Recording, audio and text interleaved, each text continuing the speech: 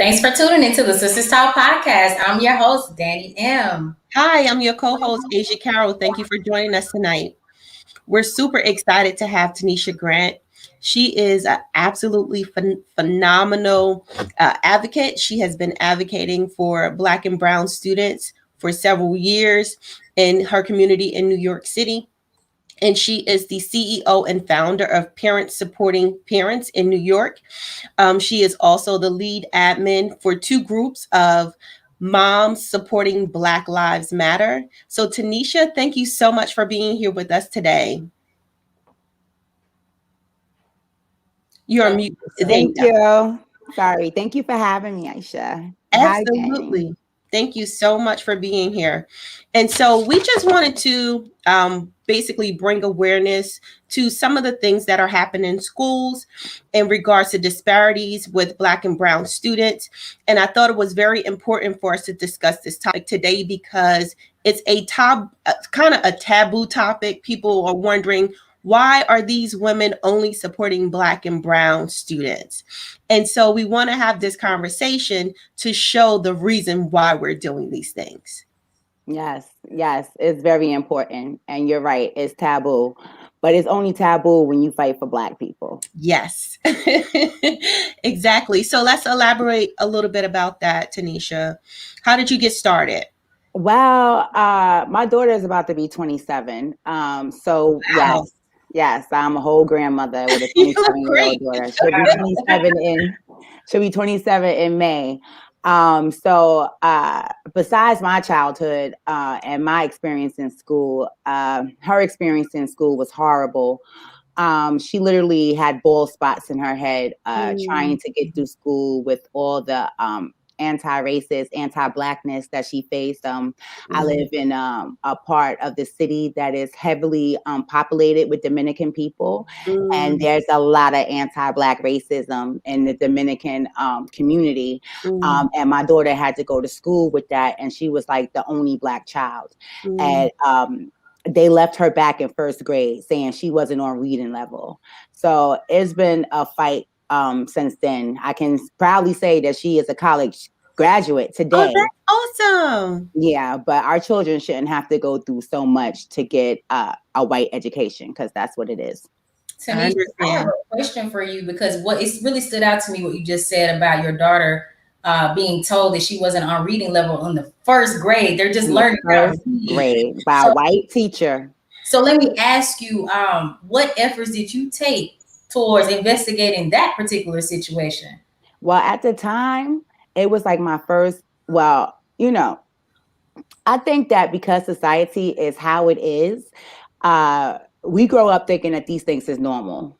So the violent, childhood I had, because, I was an unwanted child. The only blood family I know is my kids, something else that was taken away from me. I just thought that that's just the way that it was. But then when I had my daughter, that mother instinct kicked in, and I just couldn't understand how you leaving a first grader behind, talking about they're not on reading level. Like, what are you giving them to read? And as I continue to educate myself on the Department of Education, on the education system, I realized why it is the way it is. And I began to fight, and I've been fighting ever since. That's absolutely phenomenal. A lot of people don't understand that our children go through different things in schools than children of white descent. And it's a reality. And a lot of times we have to fight 10 times harder to prove that our children are actually where they should be and that they are not being diminished. And so I think that it's very good that you took that step and you took that approach to educate yourself about how the school district works. A lot of times we don't understand how important it is to understand the politics of schools and the politics of how they actually operate and how they can operate against our children. Yes, Aisha. The fact of the matter is, people call me radical, and I really get tired of that word, because if radical is right, then I'm radical all day, because a lot of things that I see people saying are radical is just the right thing to do. As Black people, as Black parents, we have to understand that this education system was never made to educate our Black children. Mm-hmm. This education system was meant to conform us to whiteness. This education system is created by white people, is ran by white teachers, and is written by white people. That's why I also fight for a culturally responsive education, because our children don't see themselves in what they're learning. A lot of people want to say, oh, our children can't learn. Oh, this left behind, no child left behind, and the divide. No, it's designed to make a Black child be like, wait a minute, what's this? Right. Everything in education lifts up white people, refers to white people in a good way, and Black people in a bad way, doesn't tell the truth, teaches our kids lies, and they just don't see anything positive or engaging in the curriculum. So I give my hats off to the Black children that do excel, because they're excelling at, confirming to white history, to white English language arts, to all of this whiteness, and we're Black people. I tip my hats off to the Black teachers who are trying to reform the curriculums in the state's school systems today, because I know that's not easy, working your way from the bottom up. But what I'm still stuck on is you saying something about your child being given a notice or an evaluation that she couldn't read in the first grade. That's still stuck with me. And the reason why is because, again, I just said this, you're learning how to read. You just learn your ABCs in kindergarten. You're learning how to read in the first grade. So if the child doesn't know how to read, it falls on the teachers first, because they spend most of their day at school, and then the parent next. And it seems to me that you did go and evaluate why this was happening. But imagine all the parents who don't have the time to go back and evaluate why their children isn't learning or receiving the information that they should receive. So in that part, I commend you for taking ownership of that, because it really is our job to make sure that our kids know what they need to know. Because as you just said, the school system are not going to teach our children the truth facts about our history, about who we are, and how we've contributed to the entire planet. And we just had a show yesterday. Asia had a show yesterday about this called The Truth About Black History. Black history is history. But not to go off a hinge, I really resonate with what you told me just now about your daughter, because I too went through the same situation in the first grade. I was placed in special education classes. I made a movie called Nella to reflect how poorly and how deprived our children are, children of color I'm speaking to, in the school systems, and it took my white teacher, God rest her soul, Miss Felicia Briola, who spoke out to my grandparents and asked the question, why is this child in special education classes? She's at the top. She's one of the top students in my class in first grade, all 100s on my report cards. I still have evidence of that today, but that just goes to show you that a lot of our kids are overlooked. A lot of their talents are never brought to the forefront. And if our parents are working because they have to work to provide, and they miss the opportunity to evaluate like you've done, Ms. Grant, I think that's where the system has failed our kids. And then we, not by intention, but we fail our children as well. Yeah, you're absolutely right, Danny. But I will say that we have to understand that that's designed too. I live in New York City. Absolutely. I live in New York City. Okay. The amount of rent I pay, I could get a house somewhere else, a 3-4 bedroom house in another state. They make it so that you have no choice. It's either put a roof and food in your child's stomach, or be out of work and try to figure out that your child, help your child find out what's going on in with your child in school. So what I do is, in Parent Support and Parents New York, I'm that voice for all the parents that have to work, that can't do what I do. I'm the person that that educates on what's going on in the system and keeps up with all the ways that the education system is designed to harm our kids. It was never. And we keep saying we're going to reform. My pet peeve is white people getting on TV and talking about the inequities in our communities and in our schools. How long we've been talking about this? And then we talk about integration. No, we tried that when you forced our Black babies through trauma to go to school with these white children where these white parents did not want them to go. And then what happened? The busing system. And then what happened? White flight. No. So my focus is not on integration because white children are not coming to Harlem to go to school anytime soon. Okay. So we always, miss the steps or don't look at history and don't talk about the root of the problem, want to treat the symptoms and not the root. The root of the problem is equity.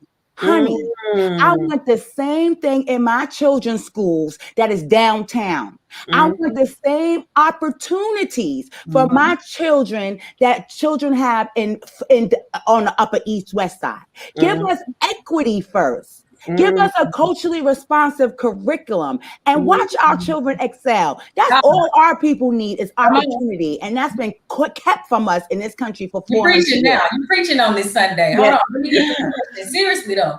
I love it. Ricky Gatewood says most of the kids nowadays are woke to the lies and they want to push back the exposed narratives. How could we help this generation push back without breaking the rules or coming off disrespectful? First of all, who rules? I was just going to say that.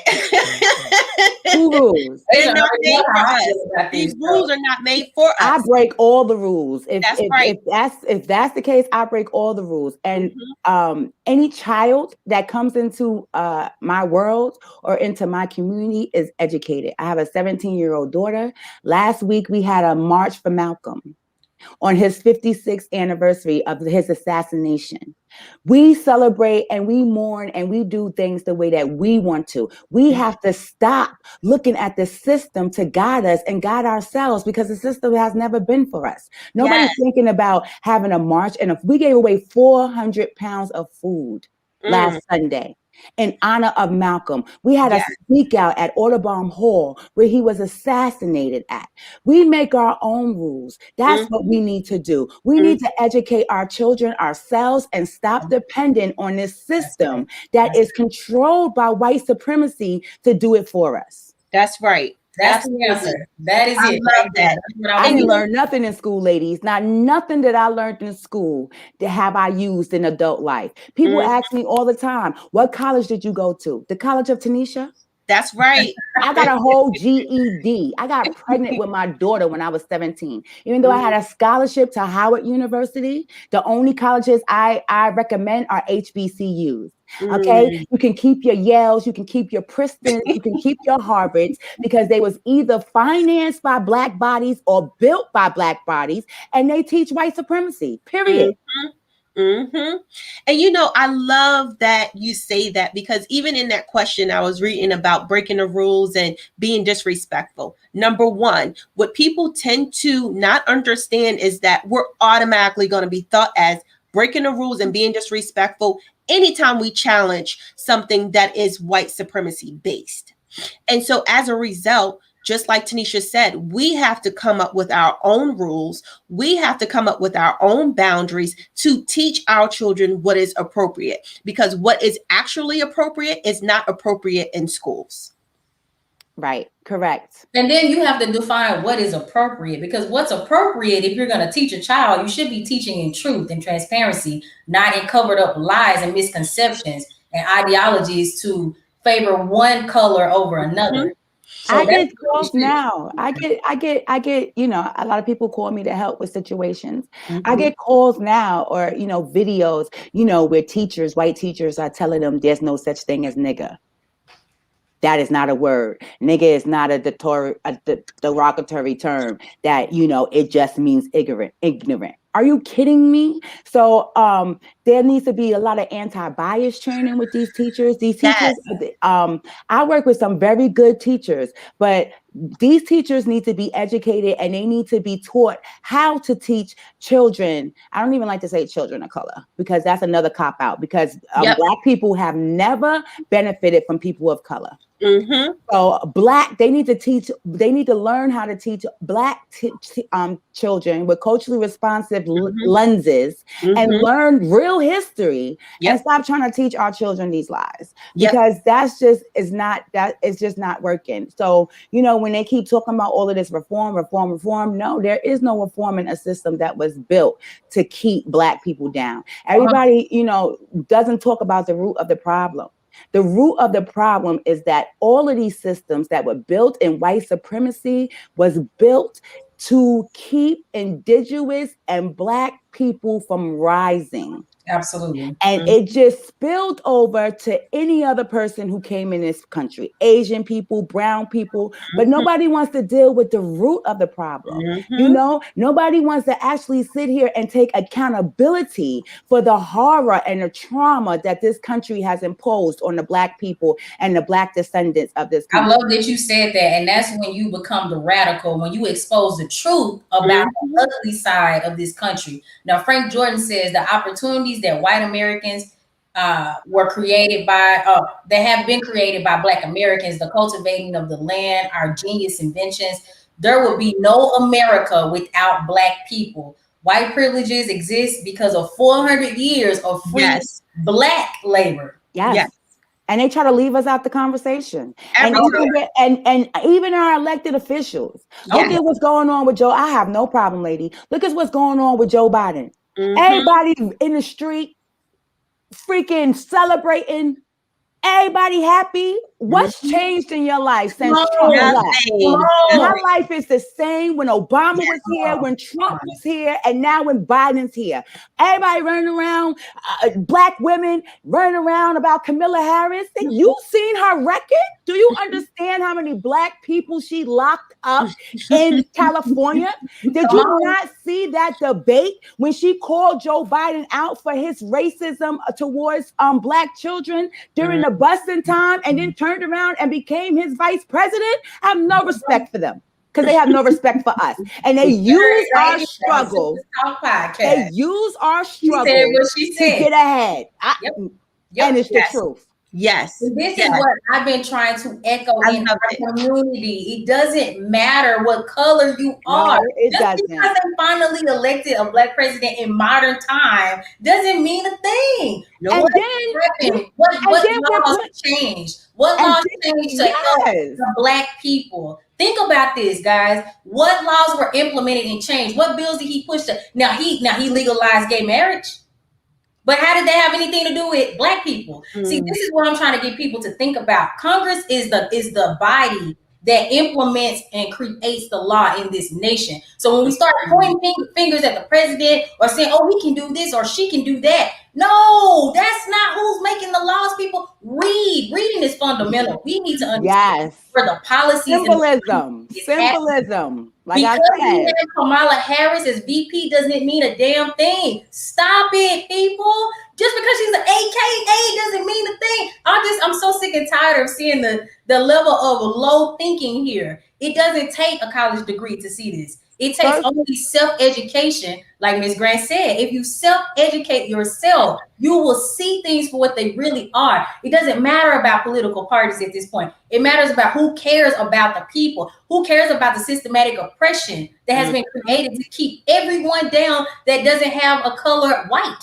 pigmentation. You know what I'm saying? So we need to look at the facts here. First of all, I also think that we need to understand that it is an insult that we are saying the first Black anything in 2021. Yes, I love that. Absolutely. What are we happy for? Right. Are we saying that there was not a person of color or a Black woman or a Black man that was not qualified for these jobs before 2021? Right. What do we win? There were Black presidents before George Washington and all these other people you guys read about in school, but they don't talk about them. Just like they don't talk about all the great Black inventors that have contributed to this country. Like Benjamin Banneker, who was the architect for Washington, D.C. Oh, we have a lot of just one.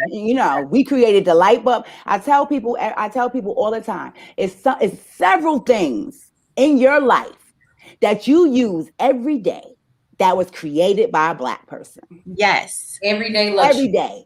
If you looking at your alarm system, your cell phone, your video game, your computer, honey, the it's cell Black phone behind all of it. Yes. The self. Yep.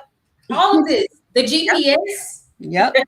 Glass. So the narrative that Black people are dumb is white supremacy. Yes. Yes. Actually, they actually try to dumb down our kids with the education system. And I'm here to say that's exactly it. That's exactly it. So let me ask you, Ms. Grant, what would be your solution moving forward on how to help our children?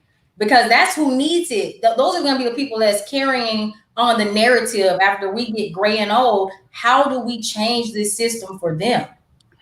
First of all, Black unity. Yes. J. Edgar Hoover said, the biggest threat to America is Black unity. That's because they know how great we are. We don't. And it's not our fault. We have been put against each other for 400 years.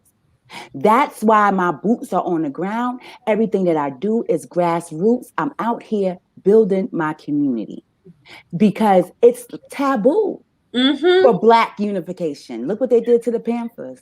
Anytime we come together, we're a gang. But every other ethnic group can build each other. Let's speak to that real quick. Let me interject because a lot of people, you got to understand this podcast, we're educating our audience. A lot of people don't even know the functionality of the Black Panthers. Oh my goodness. I'll just say real quick, the WIC program. You would not have a WIC program if it had not been for the Black Panthers. Yes. The Black Panthers was about community, about protecting Black women, about making sure that Black children and white children. I know people that used to go to the Panthers breakfast program, and because they knew that children can't learn on an empty stomach. Black Panthers were about unity. And the government couldn't have that. What did they protect us against? They protected us against white people. They actually went out. Formerly known as the nonprofit, the KKK. So people need to understand history. This is what I'm talking about, right? And the police. There's only one time that the National Rifle Association has agreed to changing a gun law. And that was in California when the Black Panthers utilized the gun law to open carry rifles. And Ronald Reagan, who was governor at the time, rescinded that law because Black people was at the Capitol with their rifles. The only time in NRA history. But wait, that sounds familiar. What happened on January 6th? Right. I mean, like A said, I don't know why we have to prove nothing to anybody. Y'all know what it is. Right. I'm tired of saying the same things over and over. You try to paint us as violence. You come up with this narrative, Black on Black crime. We don't kill each other at any other higher rate than white people do, than Asian people do. If you live in a Black neighborhood, you likely to get killed by a Black person. If you live in a white neighborhood, you likely to get killed by a white person. If you live in an Asian hood, you likely get killed by an Asian person. But see, no, they have to criminalize Black people. Yes. And they start with our children, the school to prison pipeline. Why is all the metal detectors in our schools, but it's white children that go to school and take their mama's gun and go to school and shoot everybody? Speak to it. Absolutely. It's so funny because as we're sitting here talking about the obvious between us three, because we already know this information, it's so funny when I think about the whole schematic of how they played this whole thing out. All they've done is market Black people in a dark light. Literally did extreme marketing just to brand this stereotype of Black. Don't forget our culture, honey. Yeah. Don't forget our culture. Thing though, they've actually sucked our culture dry. Yes. And they exploit it. Like when they kill our people, like when they kill our peoples and then make doco films about it. Right. Exactly. They made a docu, everybody running around talking about this Judas and Black Messiah. First of all, the movie is basically talking about how, the Black man told on the Black man, but why? Why was he pitted against that Black man? It don't tell the truth. And then nobody's talking about the real thing, like what's happening in real life, like how Fred Hampton's son raised $350,000 through a GoFundMe to save his father's childhood home and turn it into a community center. Because when his mother died, the bank was going to take it. But they making movies about him.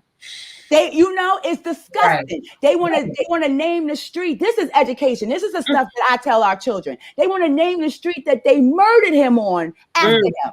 Symbolism. That's not going to change what you did to that great 21-year-old man because he was uniting black, white, every rainbow coalition.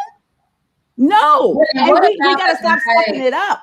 There was a guy in New York. I think he was in New York, Tanesha. He was a young guy. He got accused of stealing something out of a store. Is it Khalil Browder? Yeah. Backpack. It was a backpack. Yeah. Island. They put him in solitary confinement for years, right? And then when he got out, he finally committed suicide eventually because he stayed strong. And that's another thing. He stayed strong and Rikers Island ain't nothing to play with. He was getting jumped, all kinds of stuff, and he stayed strong and would not plead guilty to something that he didn't do. Right. But the trauma of him being in Rikers Island killed him, and that's just what. Listen, a white girl stole Nancy Pelosi's computer out of her office and sold it. They released her to her mama's custody.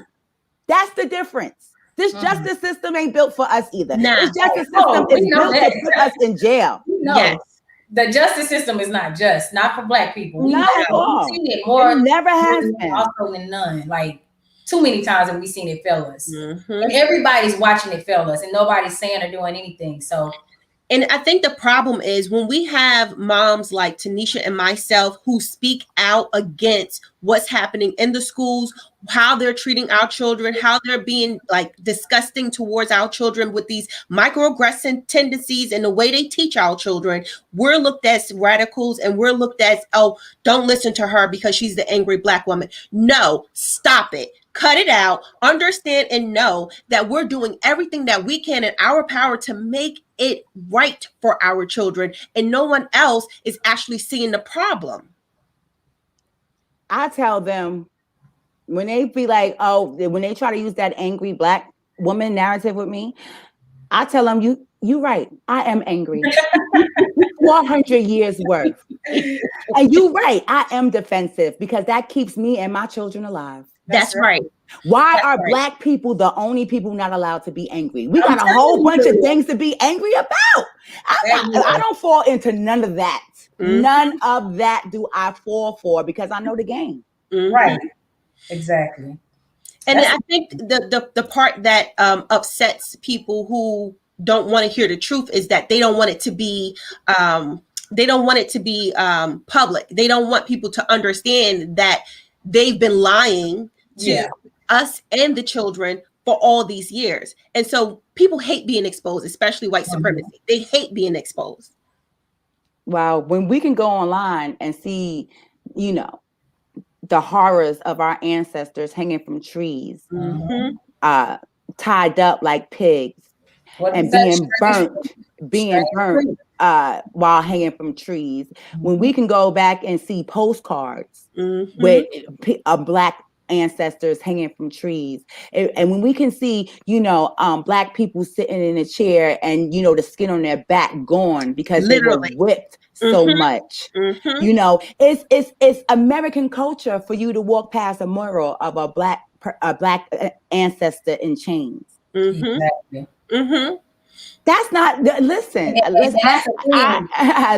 I have a lot of empathy. I feel my people's pain every day.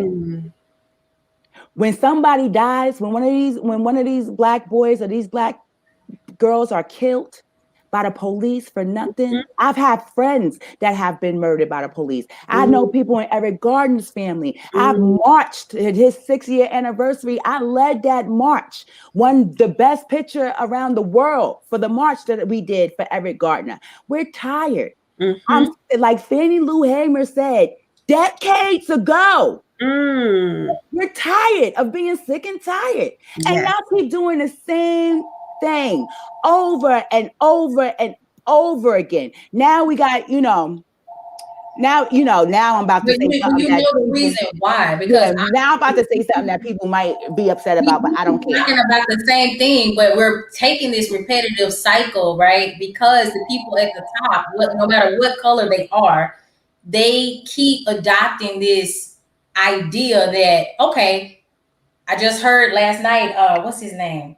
The black guy that's saying that we don't need reparations. Oh, that guy. Anderson was just saying on the live, I watched the entire live stream, that, hey, we don't need anything. Everything that has been systematically designed to oppress us, we've overcame that. And I'm like, who is he speaking for? There's so many people I know that are still in the projects. There's so many people I know that are still in low income areas that only make about $300 to $500 a week. We're talking grown people that have children. So it's like, how can you make that grand statement and you have no idea? You haven't even looked at the stats. There's more people that are poor than there are even middle class or upper class or below millionaires. So how can you make such a grand statement?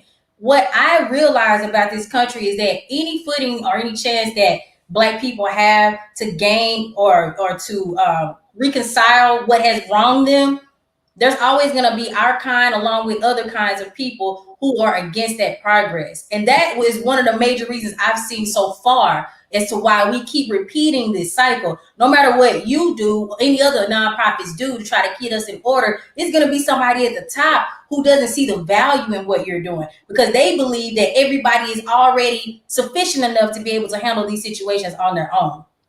I would say to that person, don't confuse a few rich Black people with Black society progress as a whole. That's what they do. That's white supremacy. Yes. Yeah, they let a few of us get there. A few of us rise to the top, so the rest of us can be like, oh, if he did it, we could do it too. Anybody can do anything, but if you're not in an environment with the resources. Exactly. And we are much more than basketball players and football players. And I will never watch football or basketball again until we have our own Black league. Okay? I don't understand why all of our Black men, the predominantly Black men, a league that's predominantly Black. Why are we not putting our resources together and saying, y'all come over here with us? Because everyone who run that, they're all white. Them leagues are white. They're all white. Billionaires, people be like, oh, well, look how much LeBron is making. No. Well, he can how much is the person who's paying him making? Exactly. Right? There's a difference between rich and wealthy, honey. And what we don't understand is that white people are still living on a generational wealth that our Black ancestors built for this country. While Black people still struggle to get their child a decent education or to get a decent minimum wage. And first of all, they're fighting for $15 an hour. That's not no minimum wage. In New York City, you need at least $25 an hour. Everything else has went up except wages. No. And then we're supposed to care about what happened at the Capitol? Like Malcolm said, that's your chickens coming home to roost. You made me think of something when you started talking about the leagues, and I started thinking about Colin Kaepernick and how he so bravely took that knee when they were doing the national anthem, as he should have. But it was so much lashback, and it was so much, oh, why would he do that? That's so disrespectful. And y'all this and y'all that. And then he lost his job. He lost his career. It destroyed his career. How did that make How did that make the children feel that have been watching Colin Kaepernick and all these other football players all these years? And when one man finally decides, a Black man, shall I insert, decides to stand against the racial inequalities, the racial injustices that we all see, but we turn a blind eye to. When he decides to stand up for that, how do you think, I'm not asking you this, Ms. Grant, because you deal with the children, how do you think that made our children feel seeing the entire system work against him after he stood up for his culture, for his race?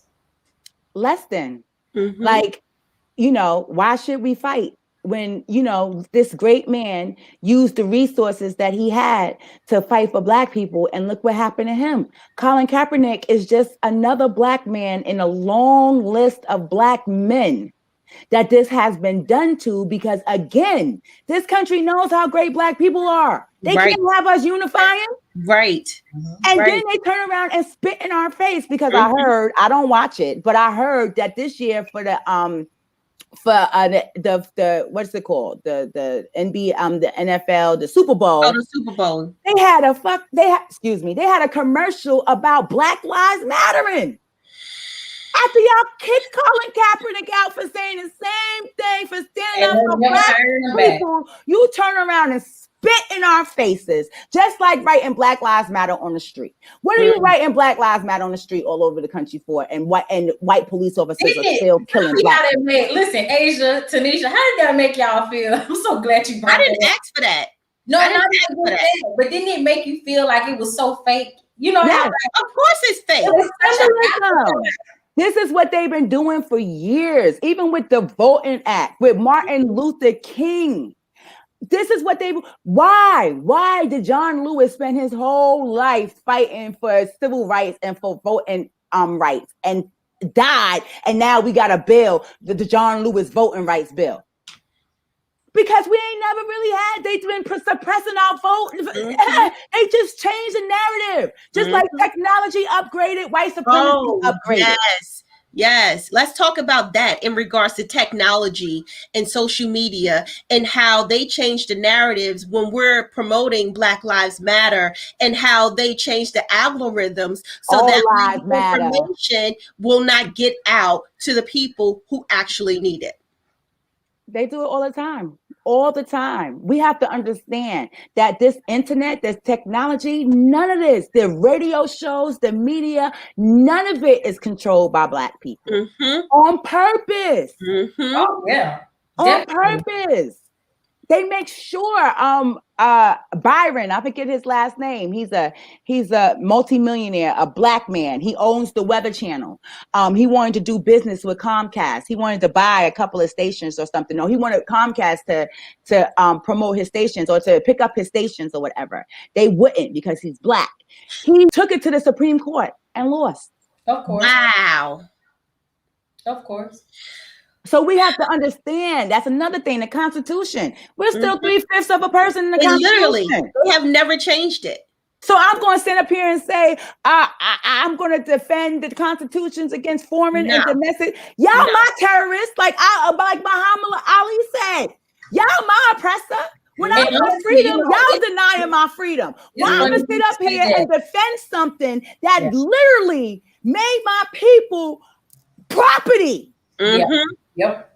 And it's so funny you should say about the terrorist part, because we were so big on down in the Muslim religion. We were so big on down in any type of person who had the attire on that was Muslim, right? And then I said to myself, let me do the research real quick. This was a few years ago, about 6 years ago.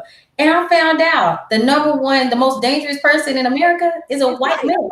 It's white people, and they don't even put them down. The white they don't even put them down, but they got Black extremists in there. To that, I noticed that when the young teenage guy, and I think it was South Carolina, where he massacred this group of church people, including one of the senators there, they took him to Burger King.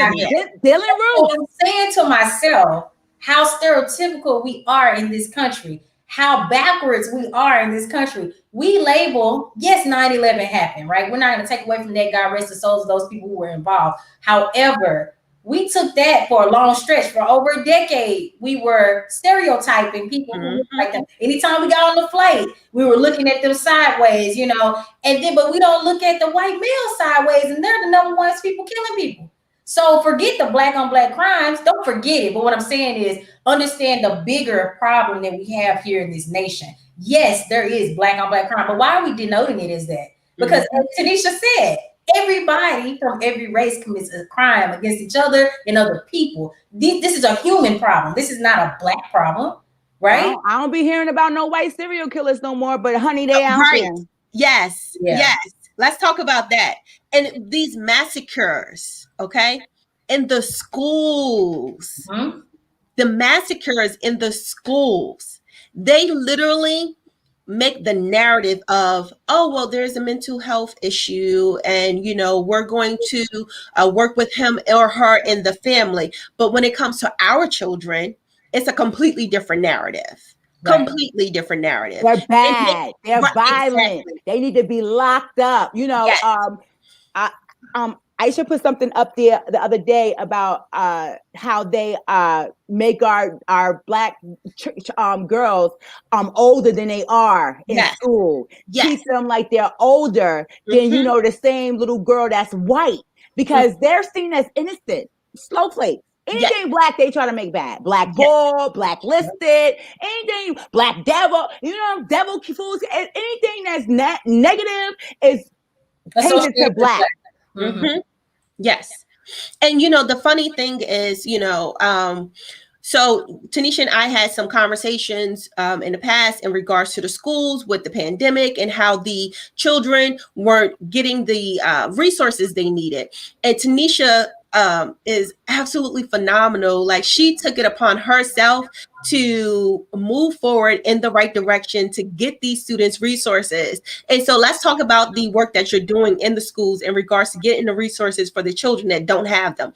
Because in my area where I live is predominantly white, and our children from third grade and up automatically get Chromebooks, automatically get Apple, laptops from gate without question. The parents don't have to ask. So let's talk about the work that you're doing with that, Tanesha. So in September, when school hit, I just seen another divide, a digital divide, that Black and brown students don't have the access to technology that white students have. And then the DOE spent like millions of dollars on inadequate iPads. And most of these iPads didn't even work. And if they did work, they didn't have no keyboard. And the child knows, the parent knows that the iPad is being tracked and that it doesn't belong to the child. And, I then talked to the mayor, the governor, sat at city council meetings, testified. And at some point, you got to do something. You want to be the change. That's why I'm more than an advocate. I'm an activist, because I take action. Yes. I took it upon myself. I said, no, they've been giving our children hand-me-downs for 400 years.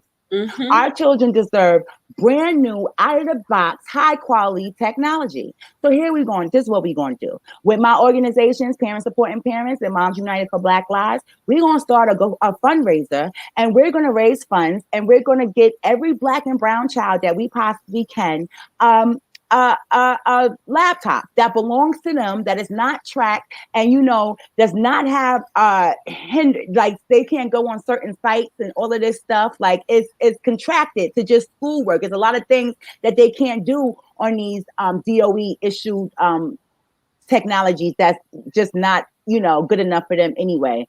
So what happened was, in September we started a fundraiser, and to date we have given over 100 children, 100 Black and brown children, 8 gigabyte touchscreen HP laptops. Yes. And we give them, and we're all about equity. So they talk about charter schools and how charter schools are so good. So then why are we giving Black and brown children laptops in charter schools? Mm-hmm. They talk about these affluent high schools and how they're so good. So why are we giving Black and brown children that go to these affluent high school laptops? We're giving everybody laptops that don't have the access to technology, who parents can't afford the technology, and then shoving it in DOE's face, because we're doing a better job than them, and we're the community. Mm-hmm. We done raised over $60,000 in the pandemic. That is phenomenal, because what people don't understand is that regardless of where you're located, we need to have equity in schools. And people confuse equality and equity all the time. Tanesha, can you explain to us what's the difference between equality and equity? Well, equality and equity, I'm gonna use the Malcolm quote. This is the difference between equality and equity. We fought to sit at the table with white people, right? We forced to sit at the lunch counter with white people, right? That's equity, right? I mean, that's equality, right? Mhm. Equity is us having the money to buy that hamburger that the white people can buy. Because it's, I can sit here with you. Okay, we equal. We both can sit here. Mhm. But you have way more resources than I have. So you can buy that cheeseburger and I could just sit here and watch you eat it. That's the difference. Mhm.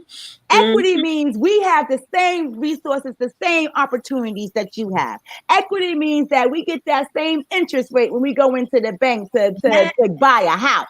Equity means we can go and rent the store on the corner and, you know, have a black family store in the community.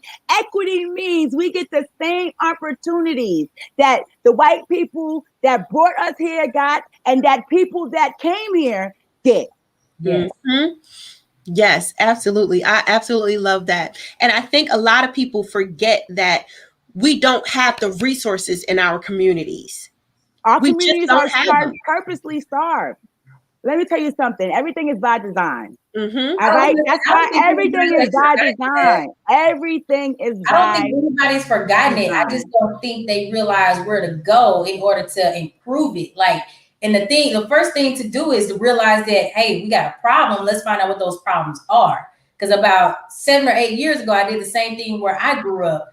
I mean, it didn't seem bad to me then, but as I became older and left that environment, I was like, dang, we don't have a sufficient grocery store that has fresh meats, fresh produce, a variety of vegetables and fruits. We got the same old things in here, old outdated canned goods, you know, things like that you don't realize as a child. But as you get older and you educate yourself about the environment and what it should be like, and when you move into an area that supplies you with everything that you need, it's like, wow, they're really lacking. And so what can I do? So I created a PowerPoint and I addressed it with one of the chambers of commerce that was supposed to be designed to help their community. And then when I presented it, everybody's in tears. But it's like, why did it take me to leave for 5 years, come back and present to you? You are living in this. So why not make a difference? Why not make that change?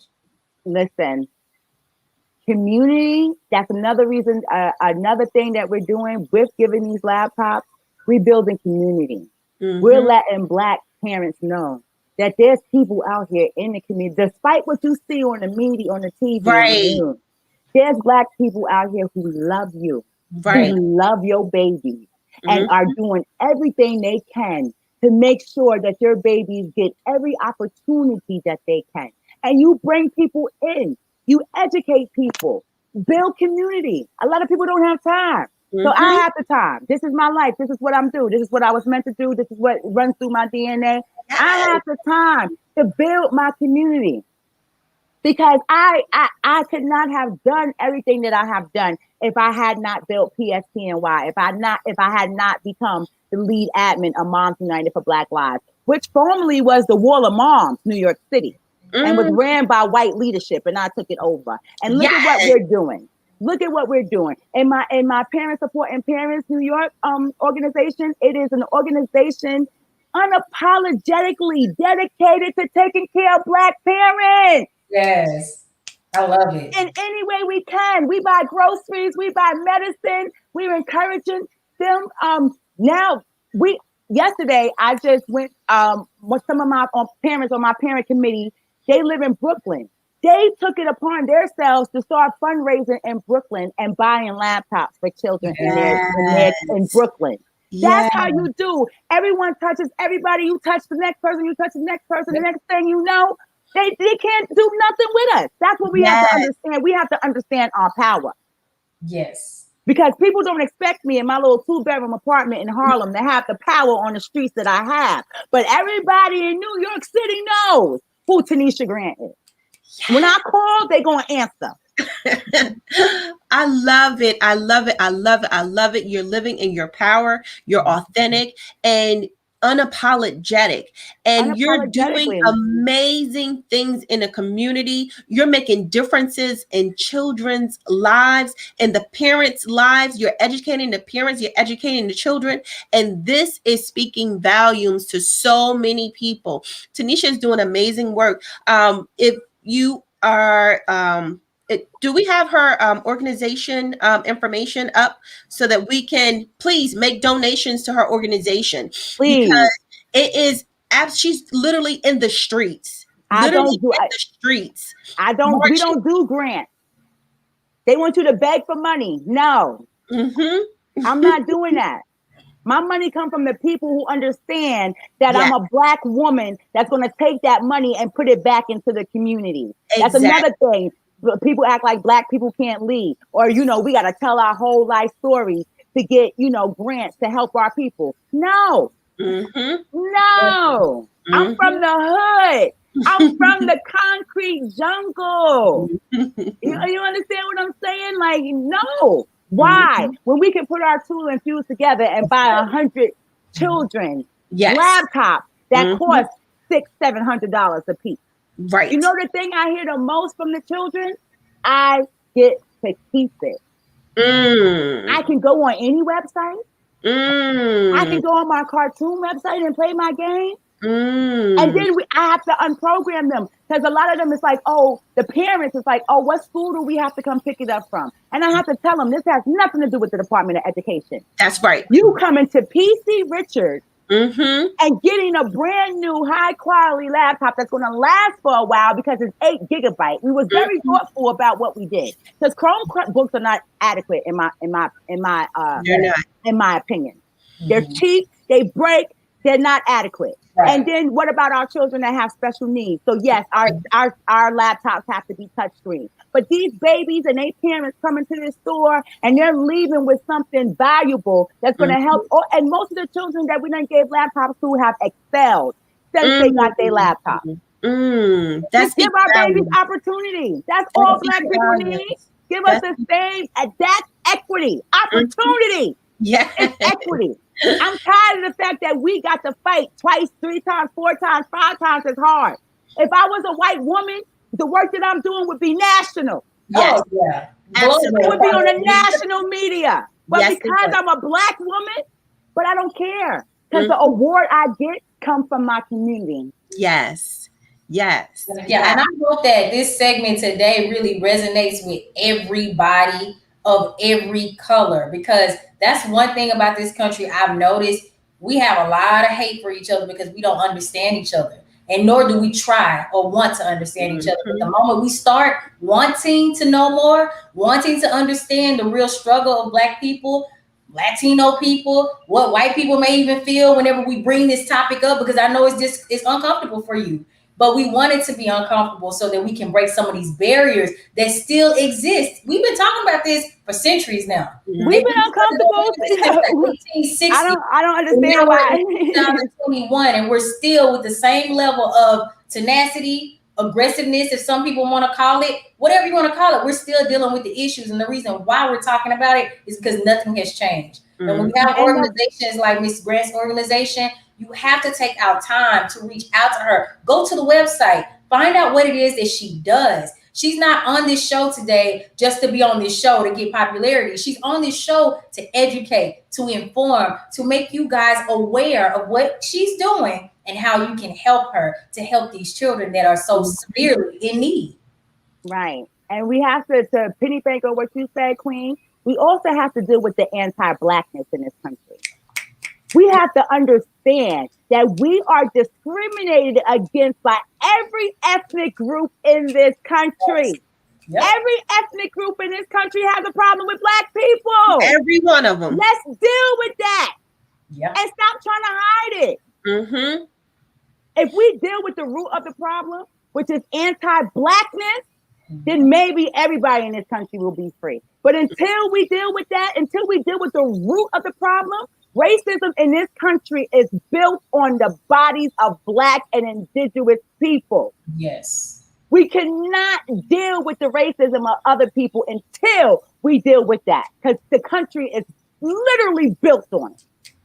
And guess what? The country is literally falling apart too. You know why? Because we haven't dealt with those issues. It's just like, you know, a society filled with trauma. That's what we've been carrying around with us for centuries. And you know, I got to go back to reparations, y'all, because I want my money. But anyway, going back to reparations, I'm saying that you got to think about so many people who I've already heard come to me and say, "Hey, you're not a slave. Your grandmother wasn't a slave. Why should we pay you Why? Because why did they pay the Holocaust survivors?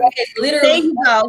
Why did they pay the Holocaust survivors? There you go. Why did they pay the Japanese people that they put in camp? And we don't even Japan, have to explain that, Tanesha. The fact we is, there's so many kids right now in our current generation who are suffering due to post-slavery. And that alone is enough for you. You guys don't even have to debate this anymore. You guys know that we have a problem. I'm talking about the whole entire country knows that we still have a problem. We have a problem particularly with Black people. Everybody. And reparations come in many forms. It does. Good health care. Hold up, but we want it in the form of a check. Good schools. No, I want it in the form of everything. This means the work I'm doing right now.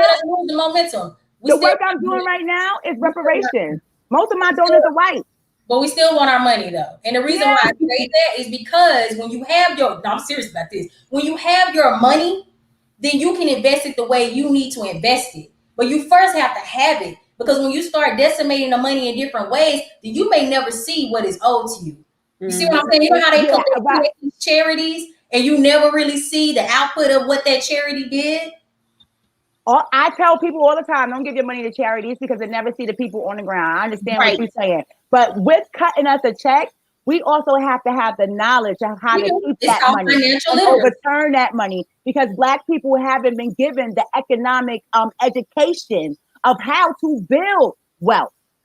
That's so true. If we just get a check, that's not good enough. But don't we need to know how to manage our money. We have a lot of organizations that teach our people for free financial literacy. Even on this show, on the Sistas Talk podcast, we bring people on that teach people how to invest their money, teach them what investing is, teach them what a stock is. We have resources to do that for free, virtually and in person. So what I'm still saying is we still need it first. Like, don't count us out on that, because we have spread our money in retributions in the past, and you see where that's gotten us. We've created school activities after school for the Black and brown kids. Is that really doing anything? You see what I'm saying? That's the reason why we have you. This is what I'm saying. So when you pay us direct, then Tanesha, you can take that money and you can build onto the organizations that you already have in motion the way you know it has to be built for our Black communities. That's where I'm speaking. Yes. And I think that Black people, elite people, I think they have a responsibility too. Absolutely. I feel like, all of these Black stars, they should be hitting me up to give me money. Yes. I know Cardi B. Her grandparents live next door to me. Wow. Cardi B used to play with my daughter. Wow. We follow each other on Instagram. Wow. I can't get in touch with her. Do you know what a post on her page would do? Just a post. So let me bring a plug right now. Cardi B, you see this? So Cardi, I be trying to get in touch with you. Not seeing my mother here. Like, what up? Donate to Parents Supporting Parents in New York. Okay, she has shout out your other businesses. Oh, Moms United for Black Lives Matter, New York City, and our GoFundMe is the Harlem Laptop Initiative. Make sure you go to her website, Cardi. You see the website. That's right. But even just like Tanesha said, not even just making a donation, but just a post. A post alone will uplifting the community. What the people on the ground are doing in the community is not good enough for these Black elites to give their money to charities, because it never sees the people on the ground. The charities take that money and hire somebody else to talk about some more stuff. Yes. It never sees the people on the ground. So that's the one thing that really frustrates me with, Black people that have made it. Put that back in your communities. Lift your communities up with you. Be like Nipsey. And there's a lot to do with, we about to leave and stuff, but, there's a lot behind the fact that Nipsey was killed.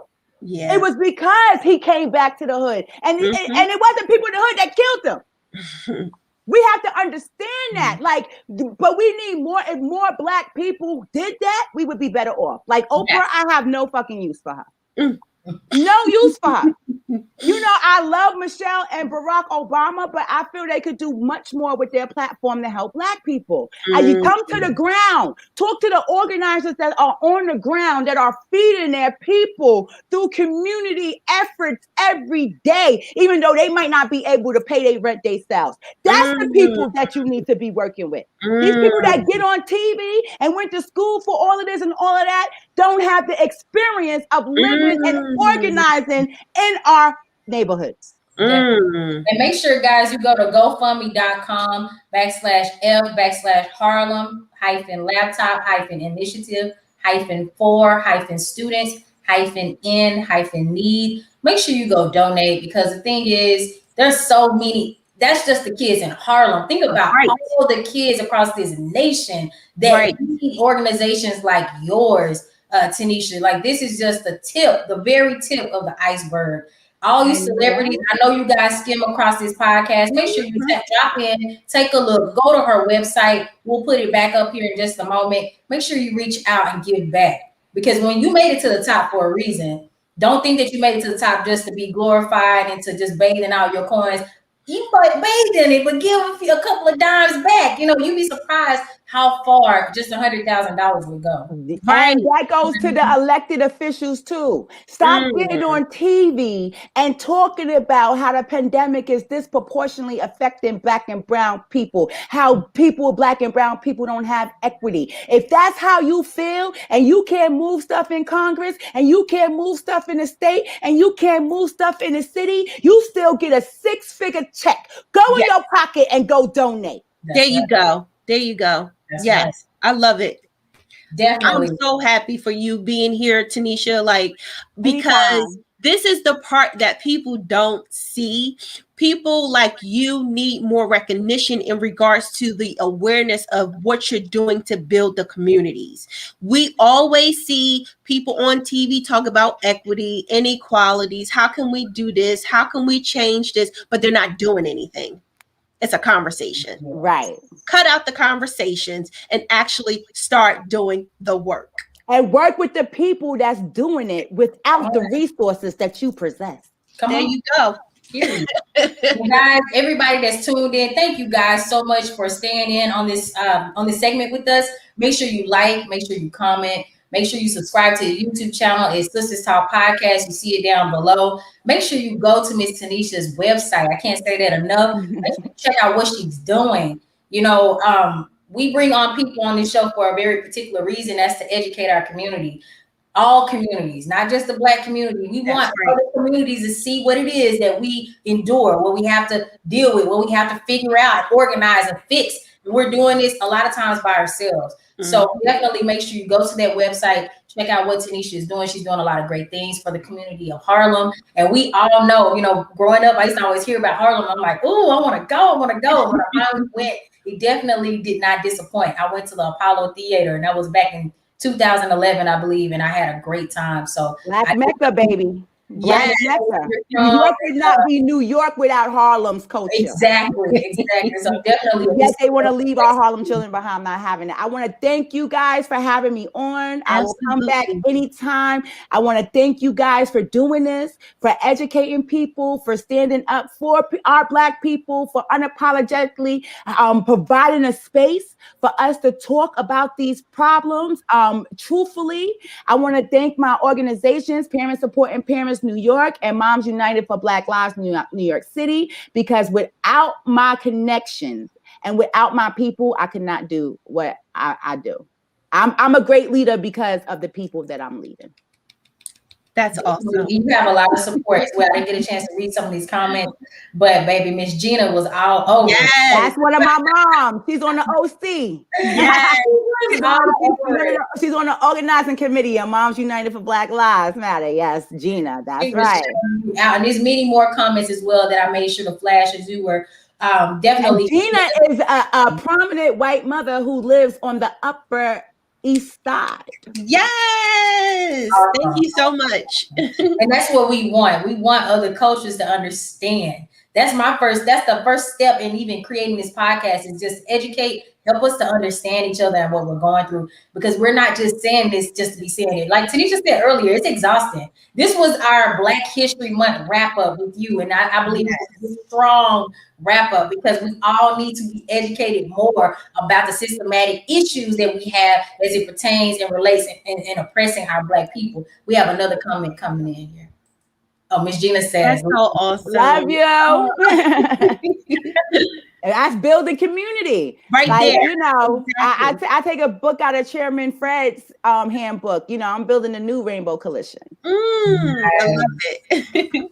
And you know, for people who are listening in, I don't want people to be afraid. You know, I get a lot of people's like, "Oh my God, y'all are just so like, y'all are so aggressive." And y'all so that's white supremacy. We're passionate people. We're passionate because we see the issues and we don't see any solutions or anything being fixed. And it's the same drama over again. We get tired of. I personally have. I'm so drained out for the month. Ladies, we are not going to stop expressing ourselves in the authentic way that we express ourselves as Black women, because it offends people or intimidates. That's your business. Yeah, I'm not conforming to nothing. You understand every word that's coming out of my mouth. I'm unapologetically Tanesha. Yes. And so without further ado, guys, we want to thank you guys for coming in, watching this segment. Make sure you share. Share. If you know Cardi, share this to her. Hop in Please do. Cardi, I'm hitting you up. I'm looking for you. And again, we want to thank you guys for tuning into the Sistas Talk podcast. What a month we have had. We've had so many special guests on the show. We fit in some extra ones. We just had a show with Dave Lewis on I Was Sexually Assaulted by the Pastor. Look out for that book. It'll be coming out soon. These are some of the stereotypical topics that we talked about that a lot of Black communities will never talk about. It's so deep.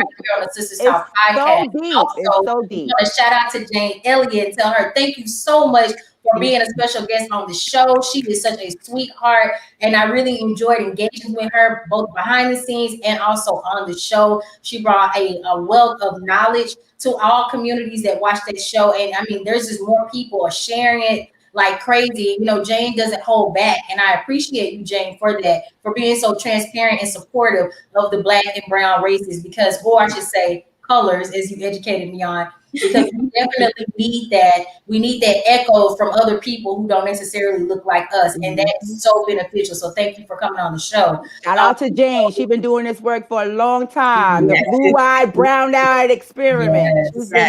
Shout out to Jane. We had on the show. I just want to pay homage to all the people that we had. Master trainer Brittany. Brittany. So, you know, you don't really see that many trainers at her level who have won so many championships back to back for 7 years straight. So definitely thank you, Brittany, for coming on the show this month. God, we have Brother Bashir on the show this month as well. He educated us in regards to our African history and heritage. Yes, he was speaking the mother language. Yes. Love him. New Jersey, right? Yes. I'm trying to think, who else did we have? We had so many people on the show. It was quite a few people. Trying to look really quickly. Yeah, so many people. We had a lot of talent, a lot of powerful people on the show, all in honor of Black history. So absolutely. If we missed your name today, we apologize, but please don't charge it to our hearts. Yeah, it's just our brain. Yeah, we appreciate you for coming on the show and sharing your knowledge, spending some of your time and energy with us on educating the communities, because we need it so badly. I hope that this month we were able to unveil some truths, some unknown truths to you. It's there, but it's just sometimes buried in all the chaos and calamity intentionally. So I hope that you understand that it's your responsibility to do the necessary work, to do your own research, to take out time to educate yourself about the Reconstruction period, you know, to educate yourself about Black Wall Street, to educate yourself about the 1950s and 60s with Martin Luther King and Malcolm X, you know, to understand that some of these people may have come off aggressive like Malcolm X, but understand what the root of what he was doing, understand his agenda, understand his mission. And I think that will help you to come full circle with understanding the bigger picture here. You know, we've echoed this several times on the show today that this country was built on Black bodies. That is not an understatement. those are raw facts. You know, you think about the White House were built by all Black people, but yet we still named it the White House. So let it marinate. And again, Tanesha Grant, we thank you so much for taking our time today to be our special guest. I thoroughly enjoyed you. No problem. I'll come back. Please invite me back. And you guys remember, Black history is American history, honey. So y'all do this 365 days a year, okay? Because it's American history, period. You cannot take the Black out of American history because would be no history. So think about that the next time you disrespect a Black person. Think about that the next time you call us a racial slur. Think about that when you walk into the next restaurant. Those were built by Black hands, you know. So you have to think about these things. Think about who's paved the way for you when you open your refrigerator door, when you stop at that red light, when you brush your hair, when you slap that perm on those edges. You understand? When you use shampoo. Hey, when you turn on the light. Wait a minute. What we looking at? When you drive a car. Who have pacemakers? When you think about factories production, George Washington Carver, honey, like alarm system on in your house, a Black woman. Right. They had so many great people from us. When you think about going into space, think about Katherine Johnson. Exactly. Okay. It wasn't just Malcolm. It wasn't just Martin. It wasn't just Fred. It wasn't just the Black Panthers. We have been struggling to be free since they stole us from Africa. Don't think we was ever complacent in the horror that has been America. Exactly. So we want you guys to remember that, not just all the pictures you see of slavery, us in chains, whips on the back, things like that. You need to think about, in addition to that, yes, that was true. That was reality. But also all these great Black inventors, you know, and all these amazing Black people in general. I mean, you have to take the good with the bad. You put it all together and understand the greatness of this rich, thick culture. Don't just take from us, pour back into us. And so what we're gonna do, we're gonna understand that we was more than just slaves, honey. We was the first astronomers, the first mathematicians, the first architectures. I mean, we could go on. We knew 365 astronomers from Africa built the calendar for 365 days BC, before Christ. Know that our heritage and our culture and our tenacity and our smartness and our genius did not start as slaves, as enslaved people. I love it.